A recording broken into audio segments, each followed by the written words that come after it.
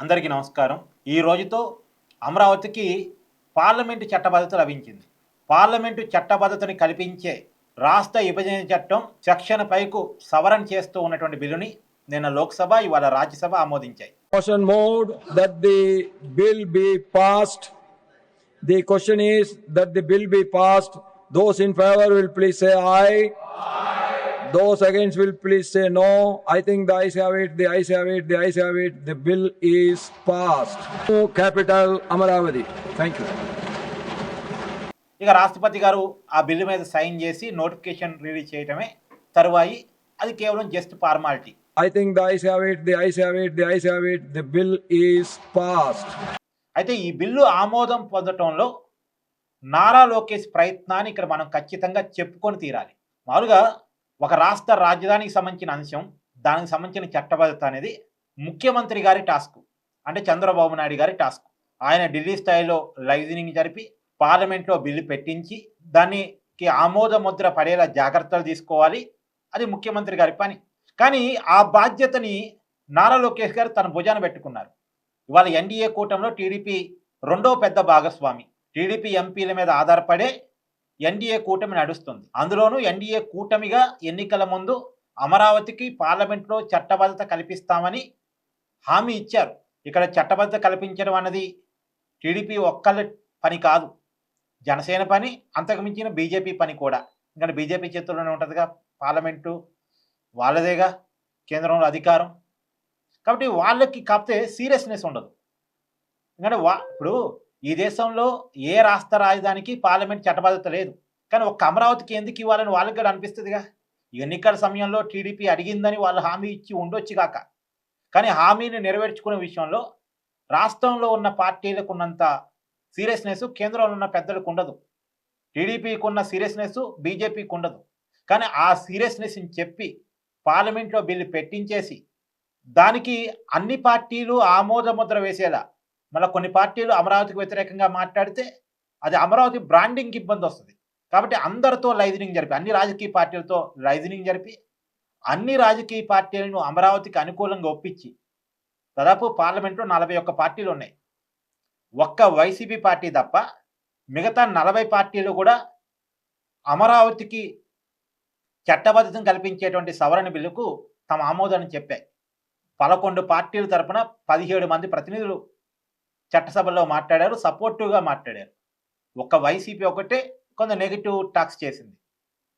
దీన్ని బట్టి అమరావతే పర్మనెంట్ ఆంధ్రప్రదేశ్ రాజధాని అనేటువంటి విషయాన్ని ఢిల్లీ పార్లమెంటు సాక్షిగా ప్రపంచవ్యాప్తంగా చెప్పించారు నారా లోకేష్. దీని ఫలితంగా అమరావతిలో ఇక పెట్టుబడి పెట్టుకుందాం అనుకునే వాళ్ళకి భయం లేదు. ఇప్పుడు ఇది కీలకం. ఇక్కడ అమరావతి పెట్టుబడులకి అమరావతి రాజధాని పర్మనెంట్గా ఉంటుంది అనేటువంటి మాటకి సంబంధం ఉంది. ఈ సంబంధాన్ని నారా లోకేష్ గుర్తించాడు. దాన్ని కేంద్ర పెద్దలకి చెప్పగలిగాడు, వాళ్ళని ఒప్పించగలిగాడు, బిల్లుని రూపకల్పన చేపించగలిగాడు, పార్లమెంట్లో పెట్టించగలిగాడు, అన్ని రాజకీయ పార్టీలని సపోర్టివ్గా మాట్లాడించేటువంటి ప్రయత్నాన్ని రైజనింగ్ ద్వారా జాగ్రత్తగా చేయగలిగాడు. మొత్తానికి అమరావతికి చట్టబద్ధతని చాలా సులువుగా, చాలా సజావుగా, చాలా పకడ్బందీగా సాధించగలిగాడు, ఎలాంటి టెక్నికల్ మిస్టేక్స్ లేకుండా. ఇవాళ చూడండి, మోడీ గారితో అండ్ అమిత్ షా గారితో నారా లోకేష్ భేటీ అయ్యి వాళ్ళకి థ్యాంక్స్ చెప్పారు. అయితే వాళ్ళతో భేటీ కావటం అనేది ఏముంది, మీకు చాలాసార్లు భేటీ అయ్యాలిగా అనిపించవచ్చు. కానీ ఇప్పుడున్న పరిస్థితులు చాలా డిఫరెంట్గా ఉన్నాయి.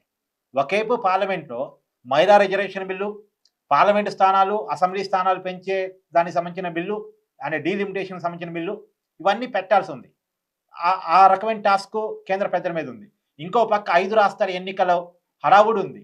ఇంకో పక్క ఇరాన్ వర్సెస్ ఇజ్రాయెల్ అమెరికా యుద్ధం వల్ల దేశానికి జరుగుతున్న నష్టం, అంటే చమురు సమస్య, గ్యాస్ సమస్య, ధరల పెరుగుదల, ఇలా రకరకాల ఇష్యూస్ ఉన్నాయి.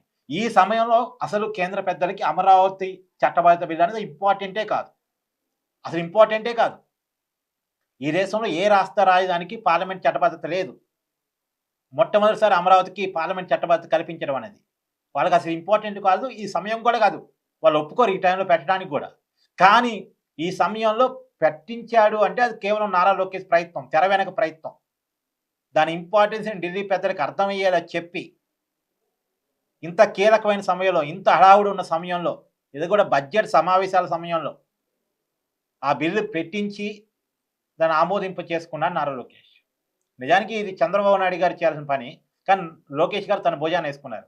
ఇంకా ఢిల్లీ పెద్దలతో బాబు గారి కంటే లోకేష్ గారికి కనెక్టివిటీ పెరిగినట్టుంది. మోడీ గారితో నారా లోకేష్ గారికి బాగా కనెక్టివిటీ. మనం చూసాము గతంలో కూడా గంటల కొద్దీ మోడీ గారితో ప్రైవేట్ టైంలో కుటుంబం ముందు వెళ్ళి భేటీ కావటం అనేటువంటిది. సో పదే పదే మోడీ గారు వచ్చిన ప్రతిసారి నారా లోకేష్ గారితో ముచ్చటించటం, మళ్ళీ పిలిపించుకొని మాట్లాడటం ఢిల్లీకి, ఇవన్నీ మనం గతంలో చూసాం. సో ఢిల్లీ పెద్దలతో నారా లోకేష్ గారికి ఒక కెమిస్ట్రీ కుదిరిందని చెప్పుకోవాలి.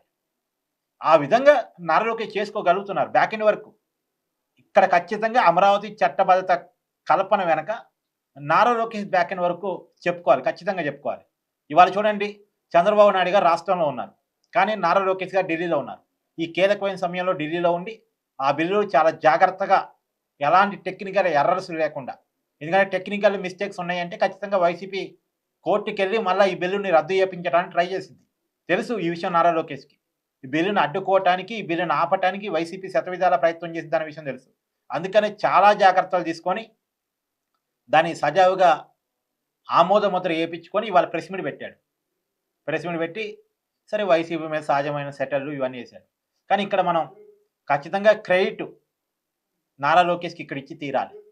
మీ అభిప్రాయాన్ని కూడా కామెంట్ రూపంలో తెలియజేయండి. Thank you.